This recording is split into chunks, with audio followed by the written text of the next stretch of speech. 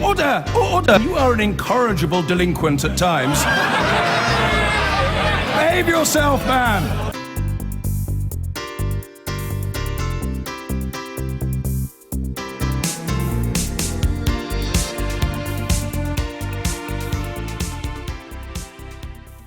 Well, this week, the first stage of the Article 50 bill sailed through Parliament with a whopping majority.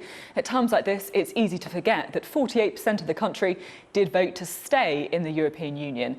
Bristol was a stronghold of the Remain cause, so I've been there to find out how those on the losing side of the referendum are taking it. A lot of post-Brexit rhetoric has focused on making Britain great again. So we've come to Bristol. It was once home to Isambard Kingdom Brunel, the engineer who was the driving force behind the golden age of Victorian expansion. Historically, Bristol's wealth flowed from transatlantic trade with the US, something that Theresa May is now pinning her hopes on rebuilding. This week in Parliament, MPs voted overwhelmingly to start the process of leaving the EU. It was described on numerous occasions as carrying out the will of the people, but it certainly wasn't the will of the people in Remain areas like Bristol.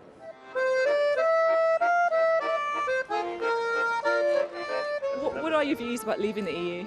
Well, I wasn't really happy about leaving the EU. I thought it was very good. If we're not in the EU, we won't get traded with, and everybody else is in the EU, so who's going to trade with us? We can survive and pull through it and go well on our own, I think, really, in this country, you know. Survivors.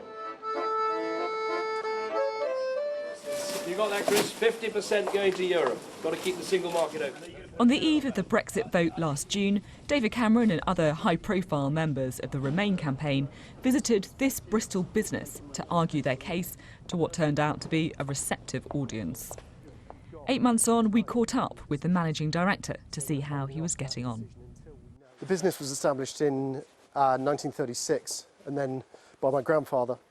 And then in 1976, my father started importing skateboards, and we've been growing the business ever since then. And obviously you're based in Bristol, but then your products get sent all across Europe. Yes, we're based in Bristol, but everything currently comes into Bristol from all the manufacturing plants that we use around the world outside the EU. So everything comes here and then we ship it to its destination, whether it be the UK or any country in Europe. The biggest impact for the business is going to be whether we end up with free trade and what customs deal will be done as far as the customs union is concerned. And that's because you export to the EU? Mainly it's because 40% of our sales are to the EU, so therefore at the moment we pay no duty and we don't have to fill out customs paperwork with any of the trades. In the future, if there aren't those deals done, then we will have to get all the small retailers to fill out customs paperwork. We'll have to pay duty twice if we bring the stock into the UK and then ship it into Europe. So that's a big cost then? It's a big cost that would be added onto the price of the goods if we did that. The other solution is we split the stock and we have two warehouses. Either way, it's big cost for the company. Are you concerned then about the impact of Brexit on the UK economy more widely? Certainly, I'm concerned about the near future. I think Brexit has and is causing uncertainty and a huge change in the exchange rates that is leading to increased costs for all goods that we import. Across the city at the University of West England, it comes as no great surprise that many students voted to remain. They're now trying to put a brave face on a decision that went against their beliefs. I mean, I stayed up with my friend and we watched the whole thing. And I think we just sat in silence for like an hour afterwards, kind of in shock. I think we were both quite worried. Mostly obviously because there's a lot of stuff with the car industry, like a lot of businesses in the UK said that they are here because of their connection to the EU. Are you worried about the impact it might have on the economy as well? Of course, yeah, my dad's been telling me, and I've been watching the pound on Sky News as well. You can see now the pound's going down anyway, so it's not looking good at the moment. Although not everyone is quite so pessimistic. I think it's going to be a massive step forward for us as a country, and I think we can really progress from it. And why did you decide to vote to leave the EU? There's a massive misconception about immigration. That's not the main point in it. Obviously it is an issue going forward, but it's the fact that our National Health Service obviously needs support going forward, as well as the security of the country and the people we control coming in and going out. But the truth is, Brexit could hit this university hard. It's one of the country's leading centres for robotics, and much of their research money has come from the EU. How high are the stakes for British universities? Could their status as some of the best universities in the world be at risk if Brexit goes wrong? Yes, is the answer to that. And the reason for that is that we want to attract global talent. And anything that impedes that, anything that might get in the way of our ability to recruit the best staff, the best students, and for also a transfer from the UK into other countries, will potentially put the UK at risk. We are global universities. We are incredibly, I think, well supported globally in terms of the quality of our provision. It's recognised. Our research is absolutely world class. And anything that disrupts that, I think, is quite damaging to the UK. What we have to do is now work with government to make sure that we send not only the right messages to the EU, but we also send the right messages internationally to make sure that we don't become an island that nobody wants to come to and nobody wants to get people from. That will be really serious if that happens. So Bristol, a city with an illustrious past and a prosperous present, is currently none too certain about what tomorrow's world will look like outside of the European Union. Well, to discuss all of this, I'm joined by the Conservative MP Ian Duncan-Smith and the Labour MP Stella Creasy. Now, Mr Duncan-Smith, to you first. As a staunch leaver, what would you say to people in Bristol who are clearly worried about what happens when the UK leaves the EU? Well, that's all part of the process now. It takes place. You invoke Article 50, you can't do anything until then. But you then get on to discuss with the European Union about what happens next. I mean, the truth is, the European Union is quite divided about all this at the moment. I mean, you've got what are the nations represented at the Council, and then you've got the Commission. The Commission has tended to play a fairly rhetorical hard line. Actually, the nations are in a slightly different position. You know, I've talked a lot to various members of governments now in the last sort of 4 or 5 months, and they're developing a line along lines, we must make some kind of agreement or settlement. The Commission has been saying no. So what you're actually seeing is the beginnings of a clash between the two and who runs it. It was quite interesting the other day. Donald Tusk, who heads up basically the Council, he was both very positive about the future role for the UK, both with regards to the USA and also internally, but also they're now there on the defining terms. So they've put themselves in and they will define the terms, and therefore that is good for us. It means they'll be looking for some kind of arrangement afterwards. Are you quite so positive about all this? Or? I think what we're seeing with Brexit is that you can either do it quickly or you can do it well. And what I want is the best deal for our country. Now, Ian says, oh, look, it's all great and roses are coming up in Europe. But actually, we know in Europe right now there are lots and lots of difficult issues happening. We know there are elections in France, we know there are elections in Holland, we know there are going to be elections in Germany. One of the concerns I have is the government is so determined to press ahead with Brexit, and a hard Brexit, that they want to trigger in March, when a lot of these countries that we might want to be negotiating with will have rightly one eye on their domestic political situation rather than both eyes on what the future role for Europe can be. So one of the things a lot of us are trying to say is more haste, less speed. And you, of course, tried to stop the Article 50 process. You voted against it. I mean, even the people I spoke to in Bristol seem to be accepting that we are going to leave the EU. Are you not accepting that? Make no mistake, we are leaving the European Union, but the bill that's going through Parliament right now is about how we leave the European Union and whether we greenlight the approach that the Prime Minister is taking. The people in your film are talking rightly about their concerns about red tape, about the fact that we will see a very changed economic position. You know, that man who's trying to trade skateboards. I never thought I'd be arguing with Conservative governments about bringing in more red tape, but that's exactly what their approach is going to do. They're talking about leaving not just the single market, but the customs union and the common commercial policy for a kind of membership that doesn't even exist. And I think that gentleman deserves the honesty and the decency of a proper plan and a proper approach to these negotiations that doesn't put his business at risk in the way this government is doing at the moment. And of course, the government's invoked leaving without a deal at all. If we don't get a good deal, that would mean huge tariffs on things like cars, clothes. That's bad news. You've got to understand what the World Trade Organization also governs what the European Union does. People think that they're somehow exempt from it. They're not. The World Trade Organization's rules and schedules govern what the EU does. It even governs their arrangements with other nations. So you have a set of rules which we all subscribe to. We're a member of the WTO, so those rules govern maximums that you can do. So they're not where tariffs go. So even if we didn't have an agreement, as it were, at the time, you can have an agreement within the WTO rules that allow you to set... But at the moment, we don't have any tariffs in the single market. Yes, if you're on WTO rules, you'd have but my point is there are 12% tariff on clothes, for there are example. plenty of other countries that operate zero tariff regimes in the WTO. So the key question here is, what is the arrangement? Now, the government has said quite clearly what they want to have, they want to arrange, is to have a proper arrangement based on the idea of free trade between us. After all, that shouldn't be too difficult because we are a member of the European Union, therefore all of our rules and regulations correspond exactly with the European Union. The second part of it is, even under the World Trade Organization can I just stop you there, because I think... under the World Trade Organization rules, you can go to zero tariffs and have free access on the service. Services are not governed by WTO. Ian, there has to be some honesty here for a man like that businessman, that actually we can't just fall back on World Trade Organization rules, because the World Trade Organization, Ian, let me finish, the rules that we currently have reflect the relationship we have with the European Union. So even if we leave without a deal and we fall back on World Trade Organization rules, they won't be the same rules because they're dependent on our relationship with Europe. We have to have some honesty in this debate. It's a bit like standing in front of a bus pledging £350 million to the NHS and then saying, we're not going to be able to deliver.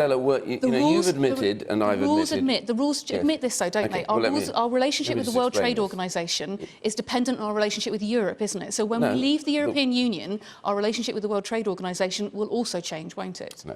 Our relationship with the WTO is we are not a voting member at the moment. We are a member. We become a voting member.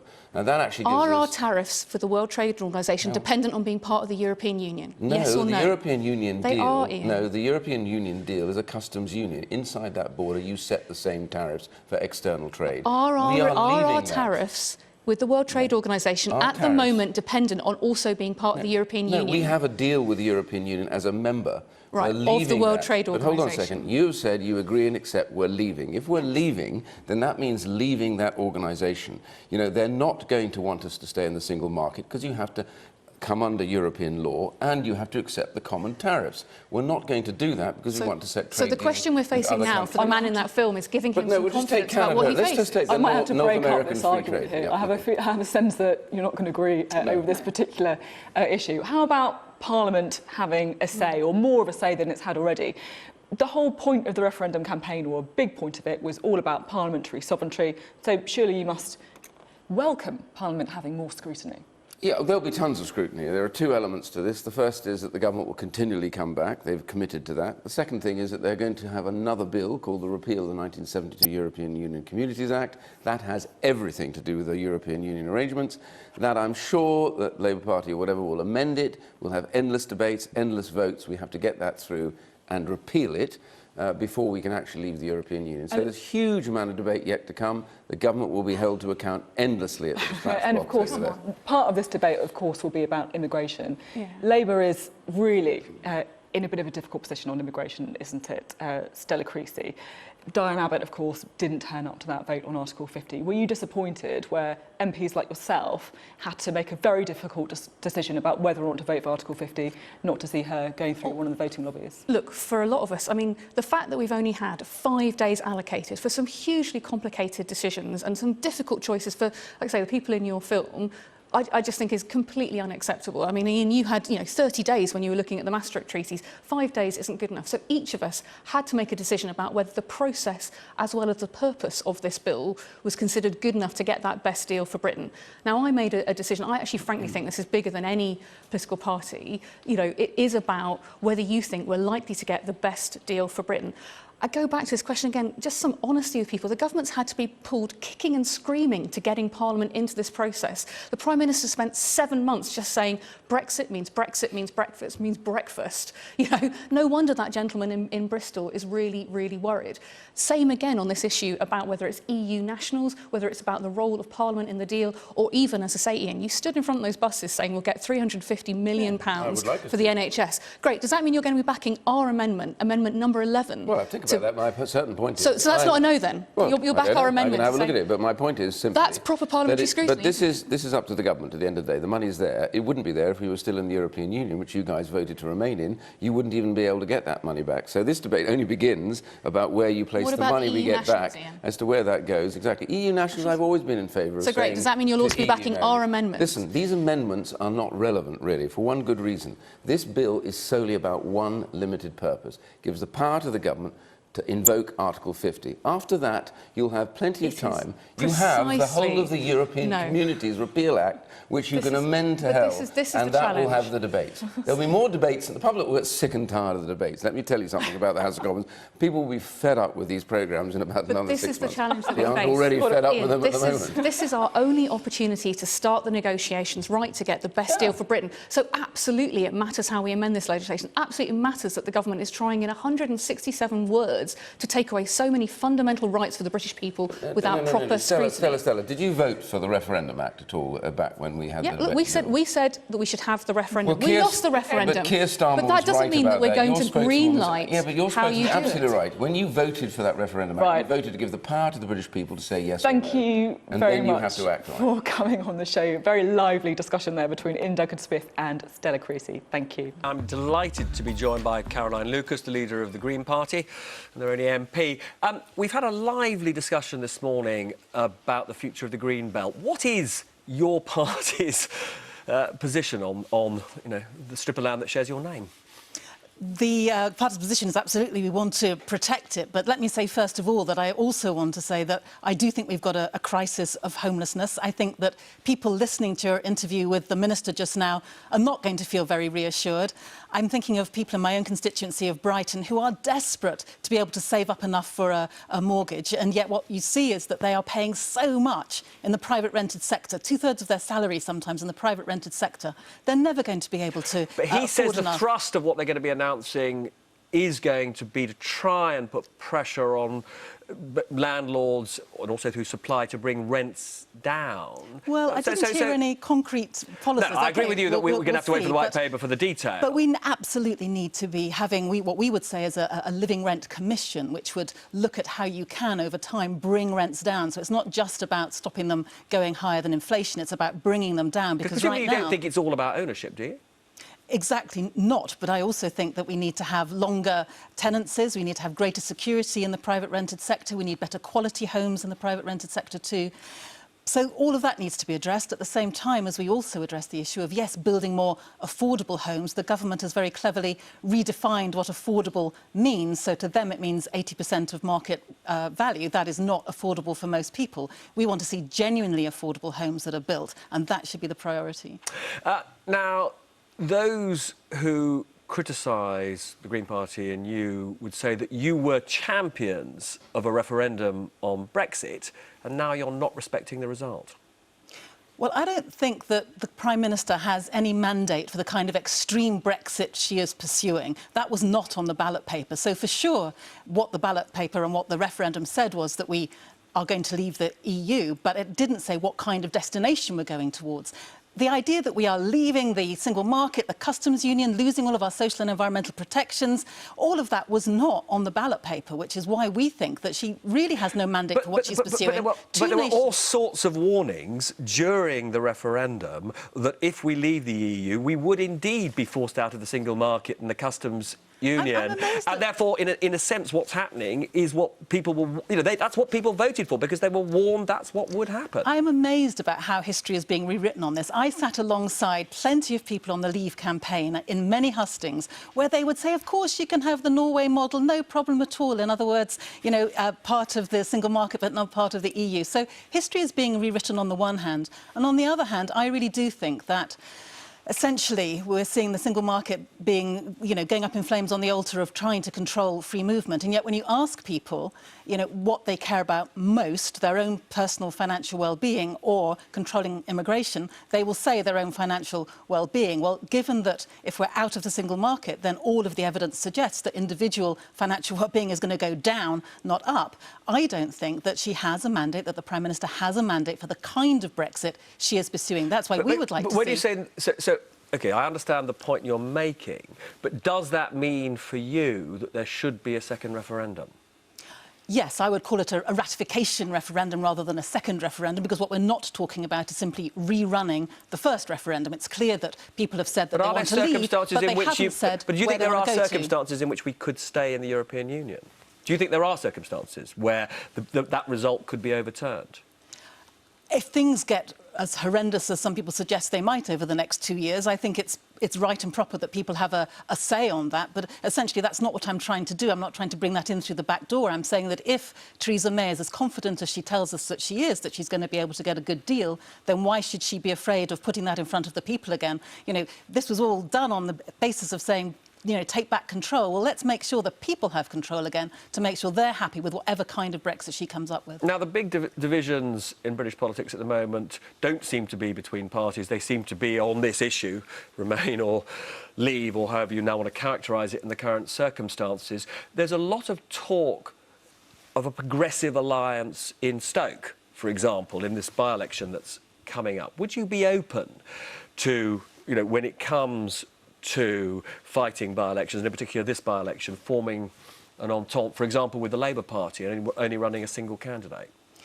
Well, let me just explain why this is even part of a debate. The whole point of having some kind of electoral alliances, progressive alliances, as far as the Green Party is concerned, is for the prize, first of all, of getting electoral reform, so breaking through this electoral system whereby we have a government elected on less than 24% of the eligible vote, but also so that we can ensure that we don't have a Tory government for the foreseeable future, not just the next 5 years, but 10 or 15, because when you've got constituency boundary changes coming down the line, when you've got what happened in Scotland, frankly, the chances of the Labour Party winning an outright majority at the next election are vanishingly small. That means that for my constituents, they're looking at the NHS being yet more decimated, you know, welfare going down. So this is why it's urgent. But you're pointing out that, of course, you have a lot in common, particularly with Jeremy Corbyn's Labour Party. So just on this specific point, will you stand down in Stoke and just give Labour a clear run? The decision is always down to the local party. The local party in Stoke has decided to stand. If I had had a vote at that local party meeting, I probably would have voted differently, because to me the concern... Or is that it? No, it's a local party decision. There are decisions still to be made about how hard to fight the by-election, and what we also need to see from the other parties is some kind of reciprocal arrangements, because progressive alliances certainly aren't just about the Greens standing bound. They're about making sure that at the next election we have enough MPs from enough parties who will say that it simply isn't right that people's votes don't count equally, that, you know, in some parts of the country, if you live in a so-called safe seat, then frankly your vote doesn't count. We need to have a situation, actually as we did in the referendum, ironically, where people really enjoyed casting their vote because they knew their vote counted. Thank you so much for joining us this morning, and we hope to see you again soon.